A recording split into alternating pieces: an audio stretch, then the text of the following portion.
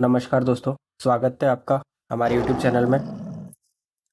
तो जो हमारी आरबीआई मॉनेटरी पॉलिसी को लेकर जो मीटिंग चल रही थी, उसका रिजल्ट आज अनाउंस कर दिया है 6 दिसंबर को, जिसके डिसीजन में हमारा जो रेपो रेट है उसको कांस्टेंट रखते हुए 6.5% पे ये आज की मीटिंग में अनाउंस किया है। तो जो हमारा ये रेपो रेट है वो 11th टाइम कॉन्सिक्यूटिवली अनचेंज रहा है। और मेजर अपडेट ये भी है कि ये मीटिंग को जो लीड कर रहे थे शक्तिकांत दास जी, उनकी ये लास्ट मीटिंग हो सकती है क्योंकि उनका टेन्योर 10 दिसंबर को ख़त्म हो रहा है। अब जो ये डिसीजन आया है वो 4:2 के रेशियो में आया, मतलब जो हमारे पैनल में 6 लोग थे उनमें से 4 लोगों ने अनचेंज को सपोर्ट किया है और इसलिए इसका डिसीजन अनचेंज में आया है। अब जो मेन चेंज हुआ है इस पॉलिसी में वो ये है कि हमारा जो CRR है इसको 50 बेसिस पॉइंट से कम कर दिया गया है। तो इस CRR जो है वो है cash reserve ratio. Cash reserve ratio ये वो अमाउंट है जो बैंक को अपने डिपॉजिट में आरबीआई के पास रिजर्व्स के रूप में रखना पड़ता है। तो जो CRR को 4.5 से 4% कर दिया गया है, इसको 2 फेसेस में किया गया है।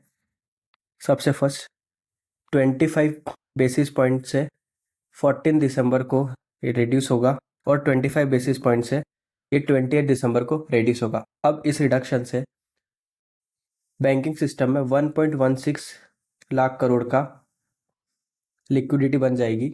इसके साथ आरबीआई ने हमारे फाइनेंशियल ईयर 25 का जो ग्रोथ है, जीडीपी ग्रोथ, उसको 6.6 कर दिया गया है, मतलब इसको रिड्यूस करा है। ये पहले 7.2% पर था। प्लस एक और मेजर अनाउंसमेंट ये है कि जो हमारी जीडीपी स्लो डाउन है वो अभी बॉटम अप है। अब इसके बाद ये बढ़ सकता है because of festivals and other agricultural या स्ट्रॉन्ग एग्रीकल्चरल आउटपुट की वजह से। मतलब जो हमारा जीडीपी स्लो डाउन है उसको रिकवरी फेज स्टार्ट होने का प्रिडिक्ट किया है। मतलब उन्होंने हमारा जीडीपी को, जो ये स्लो डाउन है, इसको अब फास्ट पेस से पिकअप होने के लिए प्रिडिक्ट किया है। इन सब के साथ एक और जो मेजर अनाउंसमेंट है वो है FCNRB।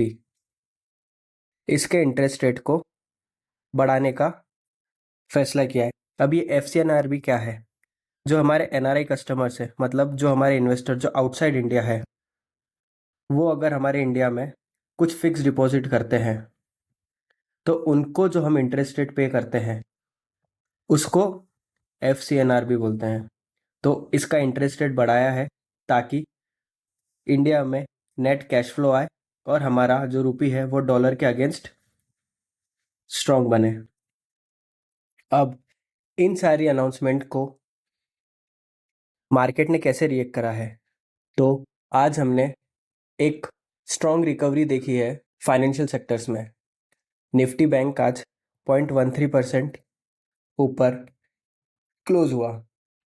निफ्टी PSU बैंक लगभग 1% अपर क्लोज हुए हैं, जिसमें Canara bank, bank of India, union bank, bank of Baroda top performer रहे। इसके साथ साथ जो हमारे ऑटो सेक्टर है और रियल एस्टेट, इनमें भी हमने पॉजिटिव या अच्छी क्लोजिंग दी है। और अब अगर बात करें हमारे FII का, तो आज FII ने लगभग 8,539 करोड़ का शेयर्स बाय करे हैं। यानी 5 दिसंबर को ये अमाउंट है जो FII की तरफ से हमारे मार्केट में इनफ्लो हुआ है। अब पूरी न्यूज़ को कंक्लूड करते हैं। तो जो हमारा RBI का अनाउंसमेंट है उससे हमारे इकोनॉमिक में क्या डिफरेंस आएगा? तो जब हमारा CRR कट हुआ है, इसकी वजह से हमारे बैंकिंग सिस्टम में मोर मनी का इनफ्लो होगा, जिसकी वजह से बैंक्स जो है ज़्यादा लोन दे पाएंगे। लगभग 1.16 लाख करोड़ का जो अमाउंट है वो रिलीज़ होगा और ये हमारे फाइनेंशियल सिस्टम में इनफ्लो होगा। सेकंड, इस न्यूज़ से जो हमारे बैंकिंग सेक्टर है, फाइनेंशियल सेक्टर है, रियलिटी सेक्टर है, प्लस ऑटो सेक्टर है, उनको इमीडिएट बेनिफिट मिलेगा क्योंकि इसकी वजह से जो लोन्स है वो इजीली डिस्पर्स हो पाएंगे और उनको इजीली बेनिफिट मिलेगा। सेकंड है, जो रेपो रेट है इसको अनचेंज रखा है ताकि बैलेंस्ड अप्रोच रहे। आरबीआई इन्फ्लेशन और ग्रोथ के बीच बैलेंस मेंटेन करना चाह रहा है। करंट ग्लोबल चैलेंजेस के लिए वो ज़रूरी है। तीसरा, जो हमारा एनआरआई के लिए इंटरेस्ट एफडी पर इंटरेस्ट रेट बढ़ाया है, उसकी वजह से इंडिया में फॉरेन मनी ज़्यादा आएगा और जिसकी वजह से हमारा जो रुपी है वो एक स्ट्रॉन्ग रिकवरी दे सकता है। तो ये थे आज के कुछ आरबीआई पॉलिसी को कंक्लूड करते हुए कुछ मेजर रिजल्ट्स। अगर वीडियो अच्छा लगा तो वीडियो को लाइक कीजिए और हमें सब्सक्राइब कीजिए। Thank you.